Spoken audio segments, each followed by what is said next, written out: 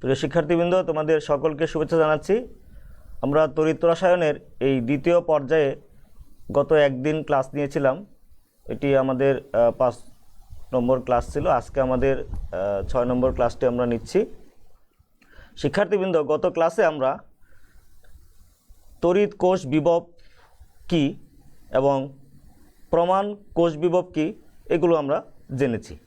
আজকে আমরা যেটি জানব যে প্রমাণ কোষ বিভব নির্ণয় কিভাবে করা যায় এবং কোষ বিভব কিভাবে নির্ণয় করা যায় এর কিছু গাণিতিক সমস্যা, এবং পরবর্তীতে আমরা শিখব কোষ বিভব নির্ণয়ের নার্নস্ট ইকুয়েশন বা নার্নস্ট সমীকরণ, অর্থাৎ কোষ বিভব একটি নার্নস্ট সমীকরণের মাধ্যমে কিভাবে নির্ণয় করা যায়।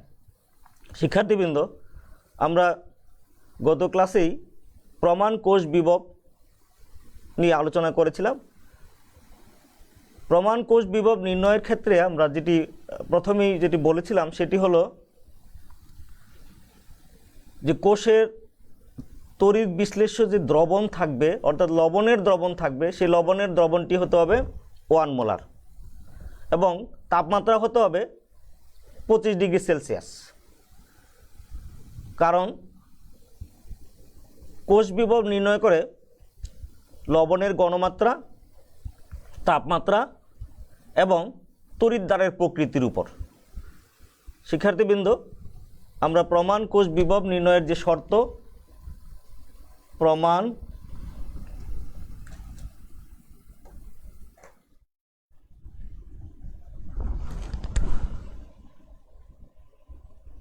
প্রমাণ কোষ বিভব, এক্ষেত্রে আমরা বলছি যে দ্রবণের ঘনমাত্রা হবে তড়িৎ বিশ্লেষ্য দ্রবণের ঘনমাত্রা হতে হবে 1 মোলার এবং তাপমাত্রা হতে হবে 25 ডিগ্রি সেলসিয়াস। শিক্ষার্থীবৃন্দ, এই যে তড়িৎ বিশ্লেষ্য লবণের দ্রবণের ঘনমাত্রা 1 মোলার, দ্যাট মিনস মোলার দ্রবণ, আর তাপমাত্রা 25 ডিগ্রি সেলসিয়াস, এটি আমরা বলছি স্ট্যান্ডার্ড কন্ডিশন, অর্থাৎ এখানে প্রমাণ অবস্থা। এই প্রমাণ অবস্থায় আমরা যে কোষ বিভব নির্ণয় করি সেটি আমরা বলছি একটি প্রমাণ হাইড্রোজেন তড়িৎদ্বারের সাপেক্ষে এটি নির্ণয় করা হয়। প্রমাণ তড়িৎদ্বারের সাপেক্ষে অন্য একটি তোমার তড়িৎদ্বারের সাথে তাকে যুক্ত করে ওই তড়িৎদ্বারের মাধ্যমে যে কোষটি তৈরি হয় সেই কোষ বিভব আমরা নির্ণয় করি এবং সেটি হচ্ছে তার ওই কোষের প্রমাণ কোষ বিভব। এক্ষেত্রে আমরা এই প্রমাণ কোষ বিভব যে নির্ণয় করা হয় এটি কিন্তু বিজ্ঞানীরা বিভিন্নভাবে নির্ণয় করে তার একটি ছক বা চার্ট তৈরি করেছেন। সেই চার্টে কিভাবে আছে সেটি আছে হলো তাদের প্রমাণ বিজারণ কোষ বিভব এর ক্রম হিসাবে, প্রমাণ বিজারণ কোষ বিভব এর ক্রম হিসাবে আমরা দেখি যে প্রমাণ কোষ বিজারণ বিভব যেটা সবচেয়ে যার যত বেশি ঋণাত্মক মান হবে সে তত তাড়াতাড়ি জারিত হবে, অর্থাৎ তার শক্তি মানে সক্রিয়তা তত বেশি। এক্ষেত্রে আমরা বইয়ের মধ্যে আমাদের বই যখন আমরা দেখবে যে বইয়ের মধ্যে তোমাদের প্রমাণ কোষ বিভবের একটা তালিকা দেওয়া আছে। সেই তালিকা অনুসারে তুমি কিন্তু বিভিন্ন ধরনের কোষও নির্ণয় করতে পারবে। অর্থাৎ তুমি যদি একটি তড়িৎ রাসায়নিক কোষ তৈরি করতে চাও তাহলে ওই তালিকাটি নিয়ে তুমি সেক্ষেত্রে যেই তড়িৎদ্বার অথবা তুমি যেই ধাতব দণ্ড নিয়ে তুমি তড়িৎ কোষ তৈরি করতে চাও, তুমি দেখবে যে ওই ধাতব তড়িৎদ্বারের প্রমাণ বিজারণ কোষ বিভব কত। অর্থাৎ সেটি দেখবে যে যদি প্রমাণ কোষ বিভবের তোমার যদি এই তালিকার মধ্যে তার অবস্থান উপরে থাকে তাহলে সেটি এনোড হিসাবে ব্যবহৃত হবে এবং প্রমাণ কোষ বিজারণ বিভব নিচের দিকে থাকবে চার্টের, অর্থাৎ সক্রিয়তা ক্রমের, সেটি তোমার কি হবে, ক্যাথোড হিসাবে ব্যবহৃত হবে। এইভাবে আমরা একটি কিন্তু কোষ নির্ণয় করতে পারি। তবে আজকে আমরা যেটি রেখেছি সেটা হলো যে প্রমাণ কোষ বিভব নির্ণয়, এটি কিন্তু একটি পরীক্ষামূলক মানে এই রাশি, এটি সাধারণত হাইড্রোজেন তড়িৎদ্বারের সাপেক্ষে নির্ণয় করা হয়। তবে যদি দুইটি আবার একটি কোষ তৈরি করা হয় হাইড্রোজেন তড়িৎদ্বার বাদ দিয়ে, তাহলে তাদের ওই ক্ষেত্রে ওই কোষটির কিন্তু প্রমাণ কোষ বিভব নির্ণয় করা হয়। সেটি কিভাবে, চার্ট থেকে তাদের প্রমাণ বিজারণ বিভবগুলো নিয়ে আমরা গতকাল যে ফর্মুলাটি বলেছিলাম, একটি গাণিতিক ফর্মুলা আমরা দিয়েছিলাম যে কোষ বিভব, আমরা একটু লিখছি আবার, যে প্রমাণ কোষ বিভব, এটাকে আমরা বলছি E naught of the cell. E naught means এখানে তার প্রমাণ অবস্থাকে বোঝানো হচ্ছে। এরপরে আসবে এটা দেখো, ই নট অ্যানোড, এটি যদি অক্সিডেশন হয় প্লাস হবে ই নট ক্যাথোড রিডাকশন। এটি হলো প্রমাণ কোষ বিভব নির্ণয়ের গাণিতিক ফর্মুলা। আমরা বলছি যে বর্তমানে কিন্তু এই ফর্মুলাটি ব্যবহৃত হয় না, এটি না ব্যবহৃত হয়ে সাধারণত বিজারণ বিভব নিয়ে, অর্থাৎ দুইটি তড়িৎদ্বারের যদি বিজারণ বিভব দেওয়া থাকে সেটি কিভাবে নির্ণয় করা যায়, তখন এটি আসবে ই নট ক্যাথোড রিডাকশান। এটি তখন এই যে ই নট অ্যানোড অক্সিডেশন, এটি যদি আমরা রিডাকশানে নেই, আমরা বলছি যে তার যে তোমার বিজারণ বিভবের মান, এটাই জারণ বিভব, এটি শুধু ঋণাত্মক সাইন যুক্ত করলেই সেটি তার বিজারণ বিভবকে প্রকাশ করবে। তাহলে সেক্ষেত্রে আমরা লিখতে পারি minus E naught anode reduction. এটি বর্তমানে বহুল প্রচলিত এই প্রমাণ কোষ বিজারণ বিভব নির্ণয়, প্রমাণ কোষ বিভব নির্ণয়ের ফর্মুলা। এরপরেও যদি আমরা মনে করি যে না, আমরা শুধু সবগুলোই আমরা জারণ বিভবের মাধ্যমে নির্ণয় করব, তাহলে সেক্ষেত্রে কি হবে, এইটি দেখো জারণ বিভবের এখানে যে মানটি দেওয়া আছে, এটি অ্যানোড, ই নট অ্যানোড অক্সিডেশন, তারপরে এইটি আমরা যদি অক্সিডেশন লিখতে চাই তাহলে এটি নেগেটিভ মান আসবে, ই নট ক্যাথোড, এখানে অক্সিডেশন। এই তাহলে এই ফর্মুলার মাধ্যমে আমরা যে কোনো একটি ফর্মুলা ব্যবহার করে আমরা কি করতে পারি, প্রমাণ কোষ বিভব নির্ণয় করতে পারি। আমরা কয়েকটি গাণিতিক সমস্যা এখন আমরা আলোচনা করব।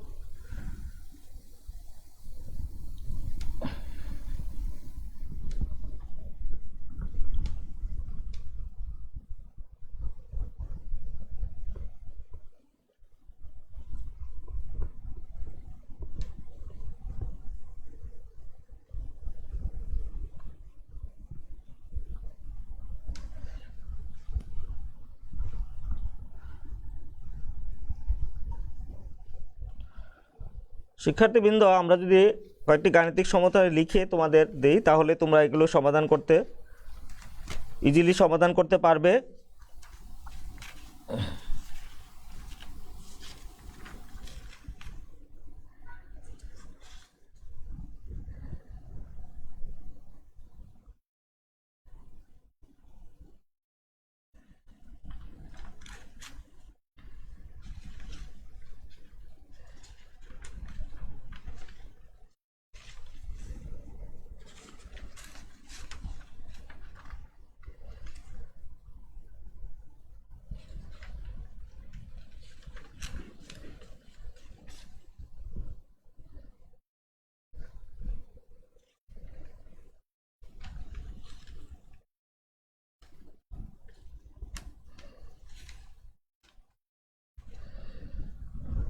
এটি একটু দেখে নাও যে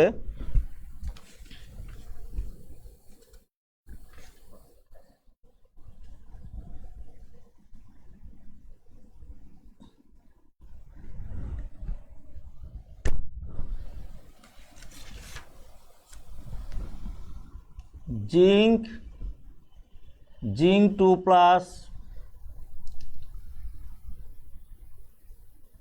এবং আমরা একটি গাণিতিক সমস্যা এখানে দেখব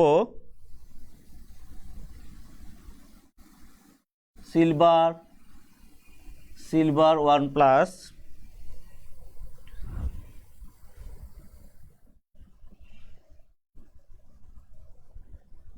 তড়িৎদ্বারের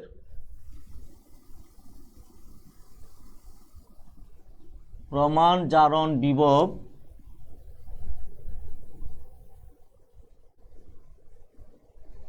যথাক্রমে +0.076 ভোল্ট এবং -0.80 ভোল্ট। এখানে তড়িৎ কোষটির বিভব নির্ণয় করো।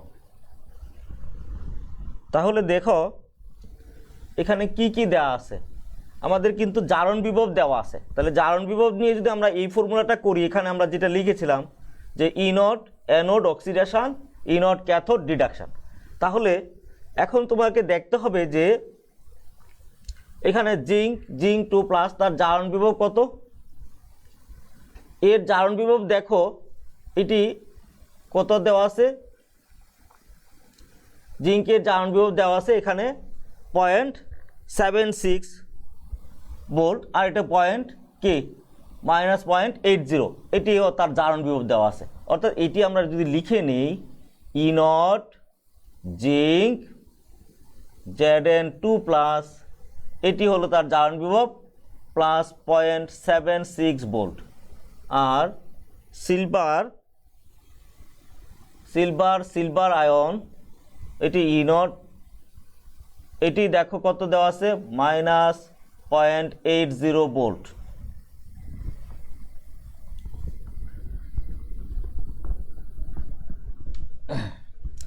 এখানে সবগুলোই জারণ বিভব দেওয়া আছে। তাহলে যদি জারণ বিভব দেওয়া থাকে তাহলে আমরা যদি জারণ বিভবের ফর্মুলাটাও নেই তাহলে কিন্তু এটি আমরা করতে পারি।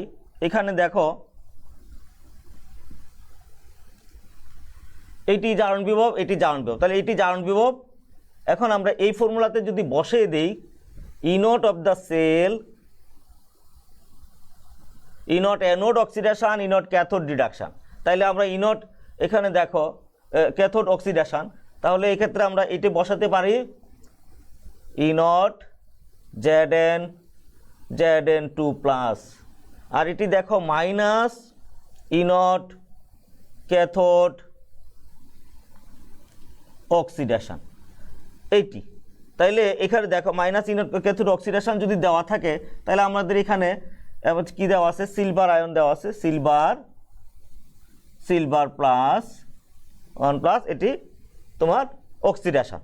এবার আমরা যদি ফর্মুলা এখানে বসিয়ে দেই 0.76 ভোল্ট, দেখো -0.80 ভোল্ট এটি।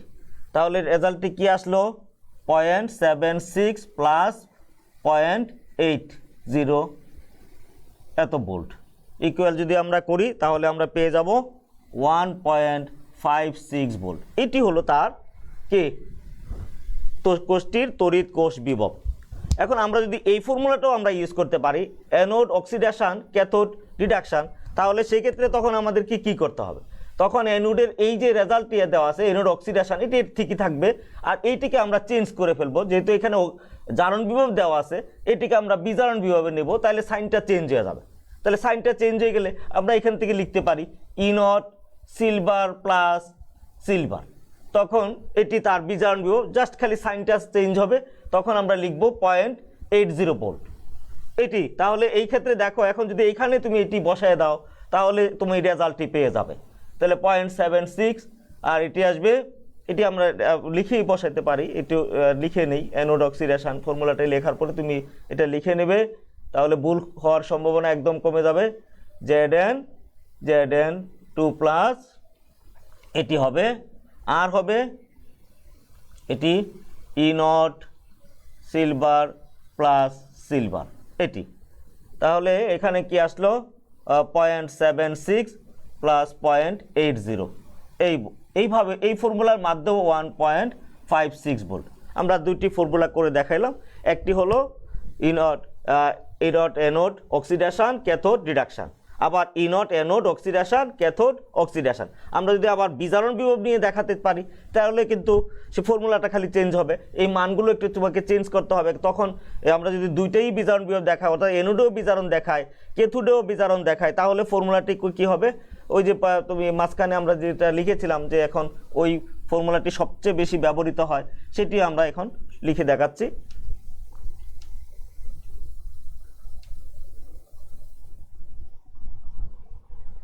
এটি তখন কি হবে, এটি চেঞ্জ হয়ে যাবে, এটি দেখো তখন ফর্মুলাটি হবে ইনট এটি প্লাসে আসবে ইনট ক্যাথোড রিডাকশান, আর এটা আসবে মাইনাস, এটি দেখো ইনট ক্যাথোড রিডাকশান, আর কি আসবে মাইনাস ইনট অ্যানোড রিডাকশান, এই মানটি চলে আসবে।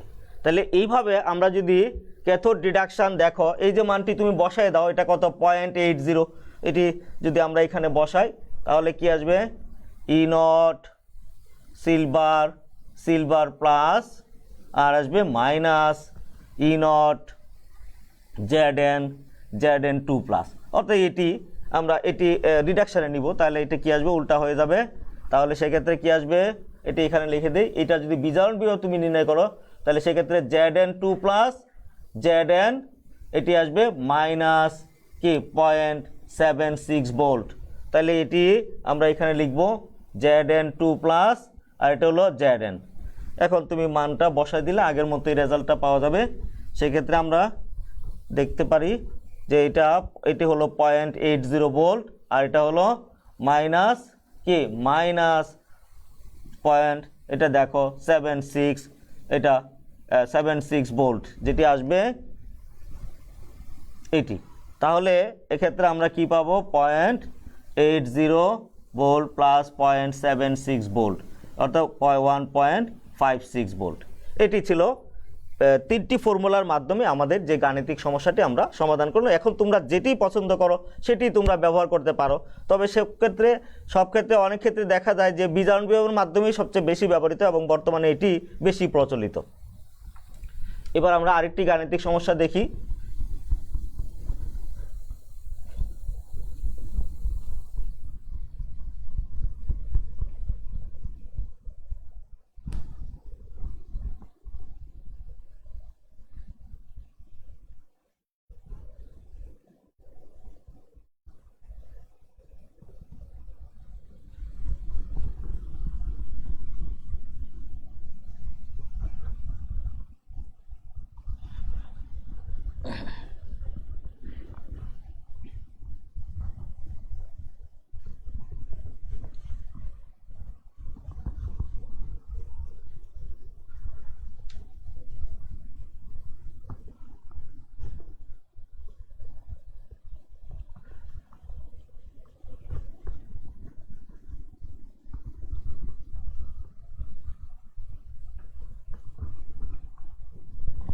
এটি দেখো এখানে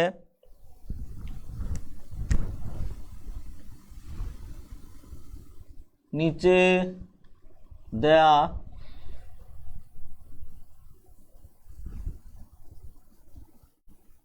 কোষ ডায়াগ্রাম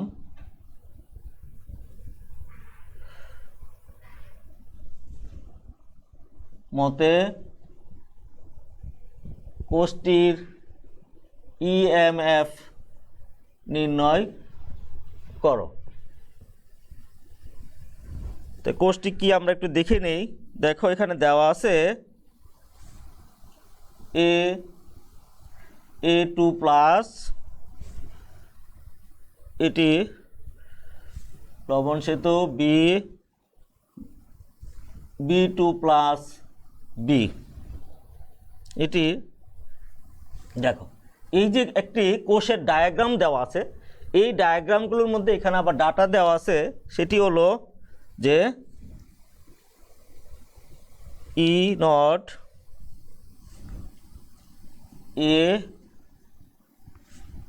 এ টু প্লাস এটি হলো তোমার +0.80 ভোল্ট, আর ই নট বি টু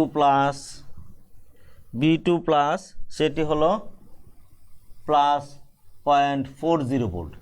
তাহলে এখানে দেখেই বোঝা যাচ্ছে কিন্তু এটা হলো তোমার দুই ক্ষেত্রে জারণ বিভব দেওয়া আছে।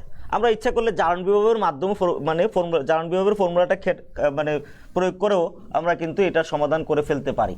হ্যাঁ, তারপরে তোমরা যেই নিয়মটি তোমরা পছন্দ করবে সেটিও তোমরা প্রয়োগ করতে পারো, তবে ইজিলি যে নিয়মটা প্রয়োগ করে সহজেই রেজাল্টটা পাওয়া যায় সেটাই করা উচিত। এখানে দেখো A two plus B two plus এটি একটি কোষ ডায়াগ্রাম। এখানে যেটা দেওয়া আছে সবসময় একটি কোষ ডায়াগ্রামে আমরা একটু আলোচনা করে নিই যে কোষ ডায়াগ্রামের ক্ষেত্রে বাম পাশে থাকবে অ্যানোড এবং ডান পাশে থাকবে ক্যাথোড সর্বদাই, এবং তাদের মাঝখানে যদি দুই দাগ দেওয়া থাকে সেটি একটি লবণ সেতু। আমরা একটু পরের ক্লাসগুলোতে একটু ডিটেলস এগুলো আলোচনা করব। তারপর আমরা একটু জেনে নেই এটি হলো জারণ আর এটি হলো বিজারণ, অর্থাৎ এটি জারণ অর্ধকোষ, এটি বিজারণ অর্ধকোষ, এটি হলো অ্যানোড, এটি ক্যাথোড, এবং এই যে দুই দাগ দেওয়া আছে এটি হলো লবণ সেতু। যদি এক দাগ দেওয়া থাকে সেটি হলো সচ্ছিদ্র পর্দা বা ডায়াগ্রাম মানে ডায়াফ্রাম। এখানে দেখো এটা আমরা যদি এখন এর কোষটির ইএমএফ বলতে যেটা বোঝায় ইলেকট্রোমোটিভ ফোর্স, যেটা তোমরা জানো যে কোষ বিভব, সেটি কোষ বিভব হলো ইএমএফ। তাহলে আমরা ই নট অফ দ্য সেল আমরা লিখে ফেলতে পারি ই নট অফ দ্য সেল। এখানে যেহেতু জারণ বিভব দেওয়া আছে আমরা জারণ বিভব দিয়েও লিখতে পারি। তাহলে সেক্ষেত্রে আমরা কি লিখব, ই নট অ্যানোড অক্সিডেশন, এটা জারণ বিভব প্লাস, তারপর আসবে কি plus E naught cathode reduction. এখন এটি দেখো তোমরা, এখন এখানে দেওয়া আছে কিন্তু দুইটাই জারণ, তাহলে এটাকে আমরা কিসে নিতে হবে, এটাকে জারণে নিতে হবে। তাহলে এটা যদি জারণে নেই তাহলে E naught anode oxidation minus E naught cathode oxidation. তাহলে এইটিকে আমার ক্যাথোডকে এখানে অক্সিডেশনে নিয়ে আসলাম। এখন আমরা ফর্মুলাটি বসাই, তাহলে দেখবে ই নট এ টু প্লাস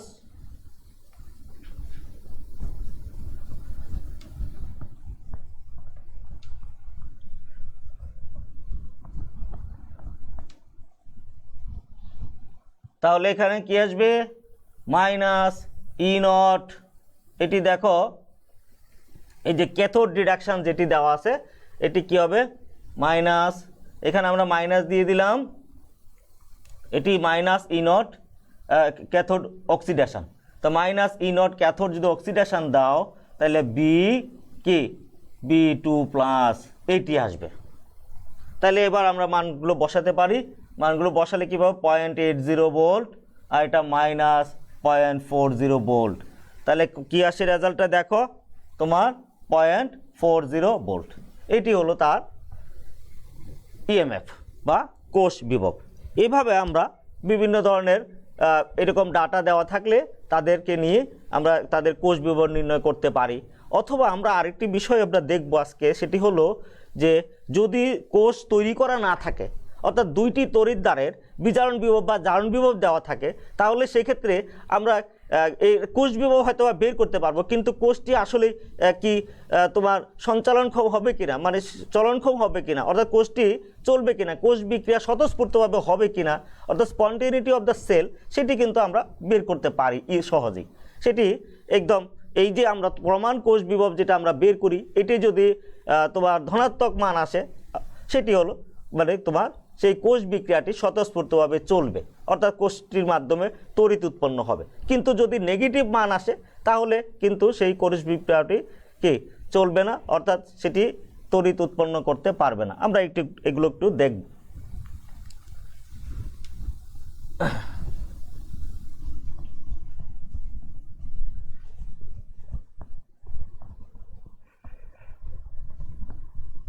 আমাদের যদি দুটি তড়িৎদ্বারের বিভব দেওয়া থাকে এবং যদি বলা হয় যে এই দুটি তড়িৎদ্বারের মাধ্যমে কোষ নির্ণয় করে ওই কোষটির কোষটি স্বতঃস্ফূর্তভাবে তার বিক্রিয়া চলবে কিনা, কোষটি স্বতঃস্ফূর্তভাবে মানে তড়িৎ উৎপন্ন করবে কিনা, সেটি আমরা কিন্তু বলতে পারি এই প্রমাণ কোষ বিভব নির্ণয়ের মাধ্যমে। যদি দুটি তড়িৎদ্বারের শুধুমাত্র তাদের কি দেওয়া থাকে, শুধু জারণ বিভব বা বিজারণ বিভব দেওয়া থাকে। আমরা একটা উদাহরণ নিলেই বুঝতে পারবো।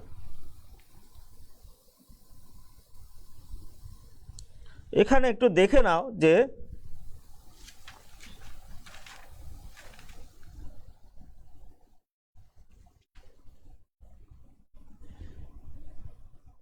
যেমন আমরা এটি দেখে নেই যে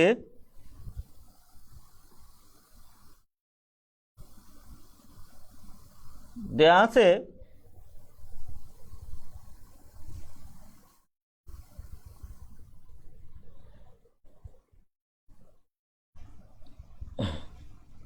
E0 কপার 2+ কপার, তাহলে সেক্ষেত্রে কত +0.34 ভোল্ট। আরেকটি দেওয়া আছে সেটি হলো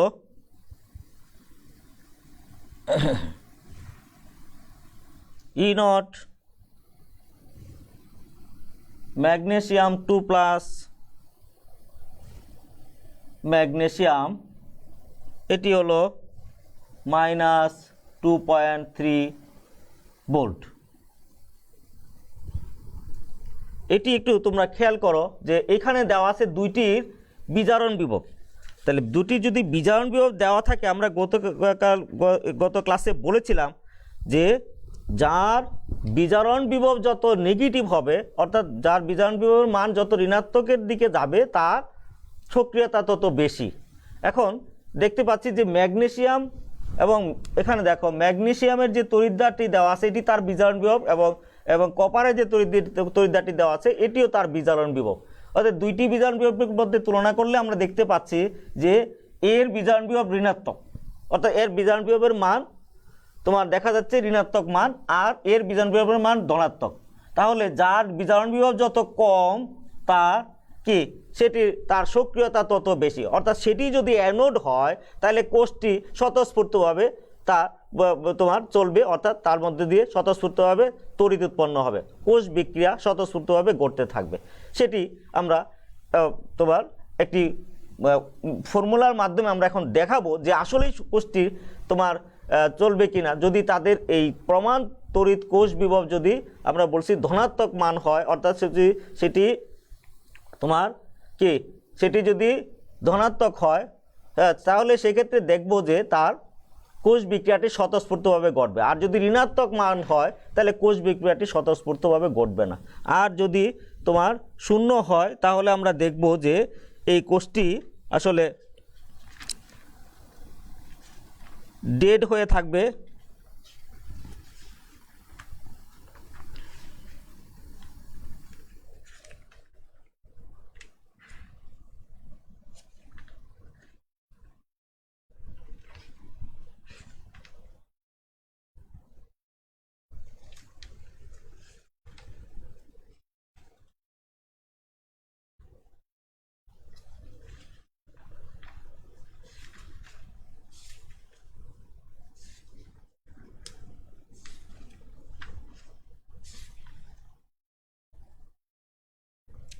আচ্ছা, আমরা এটি একটু করে দেখি। তাহলে আমরা যদি এটিকে জারণে নেই, যেহেতু এর বিজারণ বিভব কম, বিজারণ বিভব এটি কম, তাহলে এর সক্রিয়তা বেশি। সক্রিয়তা যদি বেশি হয় এটি অ্যানোড হিসেবে ব্যবহৃত হবে। এটি কি হিসেবে ব্যবহৃত হবে? অ্যানোড। তাহলে অ্যানোড যদি হয় তাহলে আমরা অ্যানোডে কি ঘটবে? অ্যানোডে স্বতঃস্ফূর্তভাবে জারণ করতে হবে। তাহলে আমরা এটি দেখতে পারবো যে এর কোষ বিভবটি পজিটিভ হবে বা ধনাত্মক হবে। আমরা একটু দেখে নিই এটার মাধ্যমে একটা কোষ আমরা যদি করি, তাহলে দেখো Mg, এটা যদি আমরা অ্যানোডে থাকবে তখন আমরা তার জারণ নিব, অ্যানোডে ঘটবে জারণ Mg2+। আর আমরা যদি একটি লবণ সেতু নেই, এরকম, আর হলো এটিকে বিজারণে রাখলাম কপার 2 প্লাস কপার। এটি হলো আমাদের কোষটির। এই কোষটির আমরা এখন দেখব যে আমরা যে এই কোষটি তৈরি করলাম, যে কোষটি স্বতঃস্ফূর্তভাবে ঘটবে কিনা। যদি আমাদের তোমার কি হয়, যদি প্রমাণ কোষ বিভবের ক্ষেত্রে আমরা বলছি এটি যদি ধনাত্মক মান হয় তাহলে সেটি স্বতঃস্ফূর্তভাবে বিক্রিয়াটি ঘটবে, অর্থাৎ সেখানে স্বতঃস্ফূর্ত তড়িৎ উৎপন্ন হবে। তাহলে আমরা দেখি এখানে, তাহলে E naught of the cell, তাহলে E naught anode oxidation plus E naught cathode reduction. তাহলে ই নট অক্সিডেশন আমরা রাখলাম কি ই নট, এটা দেখো mg 2 প্লাস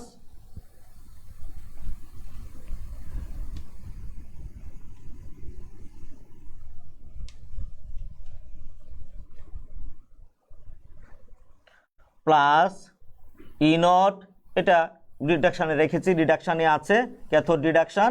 তাহলে কপার, এখানে দেখো কপার 2 প্লাস কপার।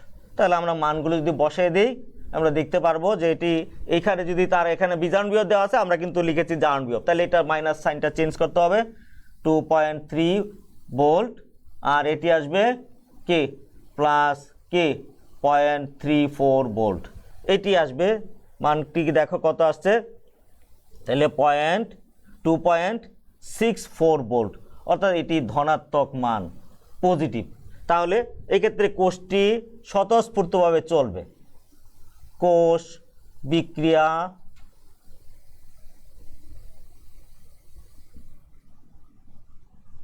স্বতঃস্ফূর্তভাবে ঘটবে। এটি হলো আমরা এখানে দেখলাম যে কোষ বিক্রিয়াটি স্বতঃস্ফূর্ত ঘটবে। আমরা যদি এটি চেঞ্জ করে দেই তাহলে কিন্তু এই মানটি নেগেটিভ আসবে, তখন আমরা বলবো যে এটি কোষ বিক্রিয়া স্বতঃস্ফূর্তভাবে ঘটবে না।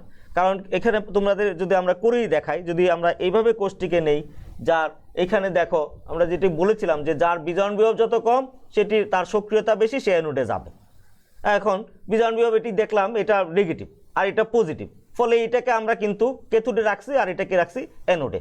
কিন্তু আমরা যদি এটি না মেনে আমরা একটি কোষ তৈরি করে ফেলি তাহলে কিন্তু মনে করো আমরা কপারকে অ্যানোডে রাখলাম এবং তোমার এই ম্যাগনেসিয়ামকে আমরা ক্যাথোডে রাখলাম, তখন তাদের যে বিজারণ বিভব হবে সেইটা নিয়ে যদি আমরা কাজ করি, এখানে ফর্মুলায় বসাই, তখন সেই মানটি কিন্তু নেগেটিভ আসবে, অর্থাৎ সেই কোষটি স্বতঃস্ফূর্তভাবে ঘটবে না, তার কে তড়িৎ সেখানে উৎপন্ন হবে না। এইভাবে একটু দেখো এখানে আমরা একটু লিখে দেই যে যদি ই নট অফ দ্য সেল, এখানে দেখো ই নট অফ দ্য সেল যদি 0 থেকে বড় হয় তাহলে সেটি কি স্বতঃস্ফূর্তভাবে বিক্রিয়াটি চলবে, স্বতঃস্ফূর্ত হবে কোষ বিক্রিয়া স্বতঃস্ফূর্তভাবে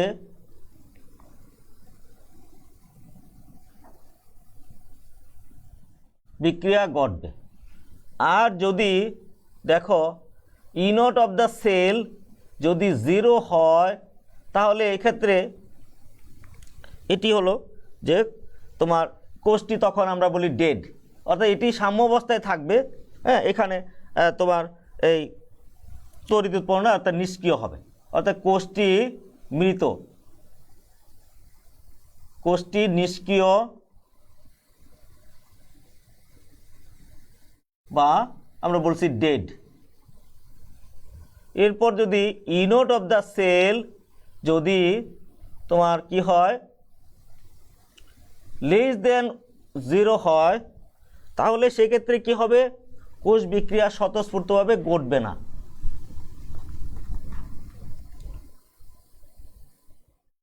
কোষ বিক্রিয়া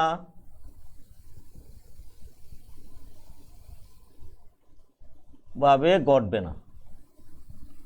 এটি এই ফর্মুলা, এইগুলো মনে রাখতে হবে, তাহলে তোমরা এই ধরনের অঙ্ক করতে পারবে।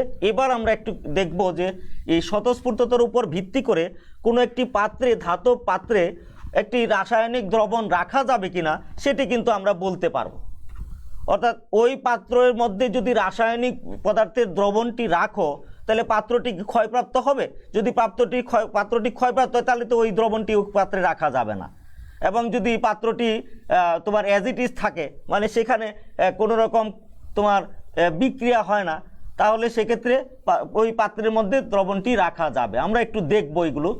এই স্বতঃস্ফূর্ততার উপর ভিত্তি করে তোমরা এই ধরনের অনেক গাণিতিক সমস্যা পাবে বইয়ের মধ্যে। বিভিন্ন ধরনের বইয়ে অনেক ধরনের গাণিতিক সমস্যা দেওয়া আছে, সেগুলো তোমরা সমাধান করতে পারবে। একটু দেখে নাও। যেমন মনে করো তোমাকে একটা পাত্র দিল, সেই পাত্রটি হলো কপার সালফেট।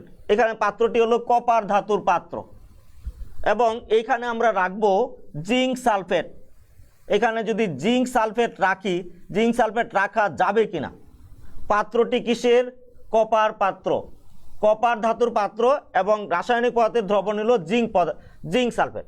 তাহলে এই পাত্রে জিঙ্ক সালফেট অর্থাৎ কপারের পাত্রে জিঙ্ক সালফেট দ্রবণ রাখা যাবে কি? এই ধরনের প্রশ্ন যদি আসে তোমাদের পরীক্ষায় অনেক সময় আসে যে এই পাত্রের মধ্যে জিঙ্ক সালফেট দ্রবণ রাখা যাবে কিনা। এই ক্ষেত্রে তোমাকে দেখতে হবে যে তুমি যেই পাত্রে দ্রবণটি রাখবে সেই পাত্রটি যদি তোমার অক্ষত থাকতে হয় তাহলে কিন্তু পাত্রটি কোনো ইলেকট্রন দান করবে না, গ্রহণও করবে না। অর্থাৎ পাত্রটি কোনো ইলেকট্রন দানও করবে না, গ্রহণও করবে না, তাহলে পাত্রটি এজ ইট ইজ থেকে যাবে। তাহলে সেই ক্ষেত্রে আমরা এখানে বলবো যে সেই পাত্রটি অ্যানোড হিসেবে ব্যবহৃত হবে না। কিন্তু যে পাত্রের মধ্যে তোমার এই রাসায়নিক পদার্থের দ্রবণটি রাখার ফলে পাত্রটি ক্ষয়প্রাপ্ত হবে, তাহলে পাত্রটি ক্ষয় হয়ে যাচ্ছে, তাহলে সেক্ষেত্রে একটি জারণ বিক্রিয়া ঘটবে। তাহলে পাত্রটি যদি সেখানে রাখার পরে জারণ বিক্রিয়া ঘটে, তাহলে আমরা বলবো ওই পাত্রটির মধ্যে অ্যানোড তৈরি হয়েছে। অর্থাৎ পাত্রটি নিয়ে যদি আমরা কোনো কোষ গঠন করি, তাহলে সেই কোষটি হবে কি? সেই কোষের মধ্যে জারণ বিভব থাকবে পাত্র। তাহলে এখানে দেখো পাত্রের মধ্যে জারণ ঘটবে, আমরা ওই পাত্রটিকে জারণ ধরে আমরা তখন একটি কোষ নির্ণয় করব। তাহলে এই ক্ষেত্রে তুমি লিখবে যে এক্ষেত্রে সংগঠিত কোষ,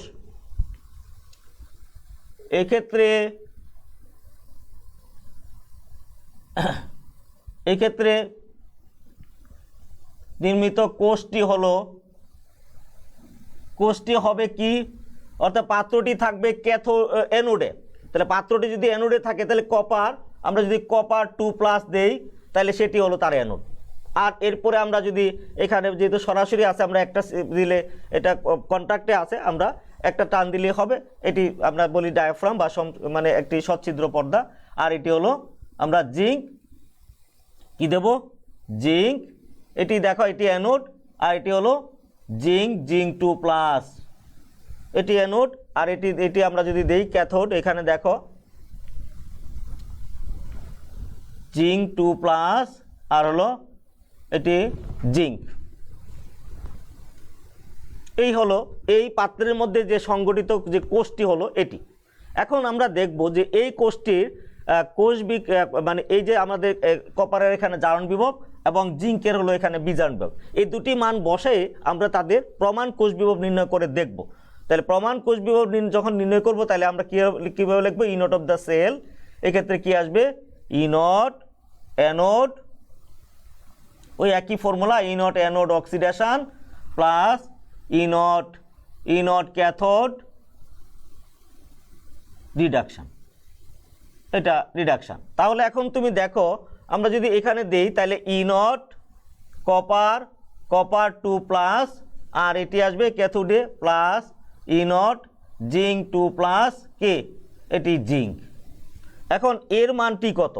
এর মানটি আমরা কিন্তু জানি, মুখস্থ মান হলো এটি কপার 2+-এর এই মানটি। দেখো এখানে জিঙ্কের আমরা যদি দেখি কপার 2+, এটি হলো -0.34 ভোল্ট, এটি জারণ বিভব।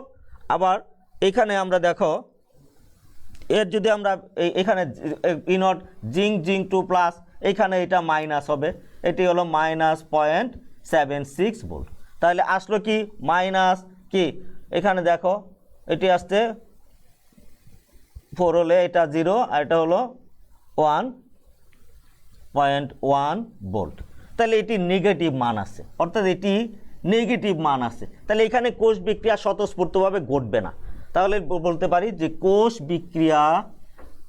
বিক্রিয়া স্বতঃস্ফূর্তভাবে ঘটবে না।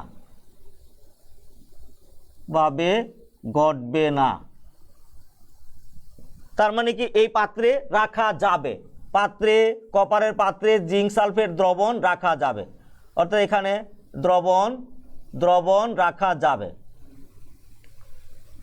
ঠিক একইভাবে যদি আমরা জিঙ্ক দস্তার পাত্র নিই, দস্তার পাত্র নিয়ে সেখানে যদি কপার সালফেট দেই তাহলে সেটি রাখা যাবে কিনা সেটি আমরা একটু দেখি। এখানে তোমাদের এখানে দেখো,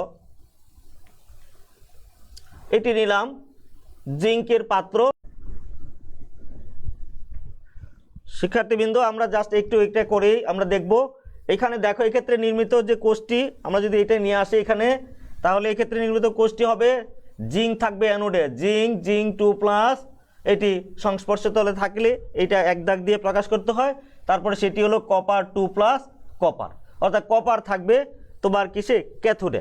তাহলে এক্ষেত্রে তখন আমরা লিখব E0 অফ দ্য সেল, এখানে দেখো E0 anode oxidation plus E0 cathode reduction. এটি এখন এই মানটি দেখো, এটি কিন্তু তোমরা জানো এটি পয়েন্ট। আমরা এখানে যদি লিখি E0 জিঙ্ক 2+, আর হলো প্লাস E0 কপার 2+, কপার। এখন মানগুলো বসাই দিলে, এই মানগুলো যদি বসাই দাও দেখবে একটি পজিটিভ মান পাবে। তাহলে এটি আসবে 0.76 ভোল্ট, আর এটি হলো plus 0.34 volt. That means plus, এটি প্লাস দিয়ে দিলাম 1.1 ভোল্ট। এটি দেখো 1.1 ভোল্ট, তাহলে মানে কি এটি পজিটিভ মান, অর্থাৎ কোষ বিক্রিয়া স্বতঃস্ফূর্তভাবে ঘটবে। কোষ বিক্রিয়া স্বতঃস্ফূর্তভাবে ঘটবে।